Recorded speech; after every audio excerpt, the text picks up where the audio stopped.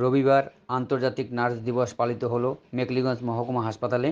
এই দিবসের গুরুত্ব নিয়ে মহকুমা হাসপাতাল সুপার তাপস দাস সহ অন্যান্যরা আলোচনা করেন। আজ মেখলিগঞ্জ মহকুমা হাসপাতালে যে নার্স দিবস পালিত হয়েছে সেই নার্স দিবসের অনুষ্ঠানের কিছু চিত্র আপনাদের সামনে তুলে ধরার চেষ্টা করব।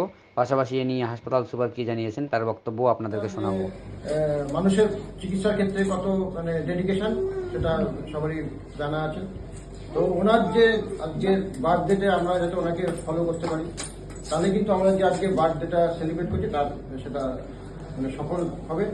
আমার মনে হয় যে যত নার্সিং স্টাফ আছেন, ডাক্তারবাবুরা আছেন, আর সবাই চিকিৎসার সঙ্গে অতপ্রতভাবে জড়িত। নার্সিংদের কেয়ারে কিন্তু পেশেন্টটা বেশিরভাগ সুস্থ হয়ে ওঠে।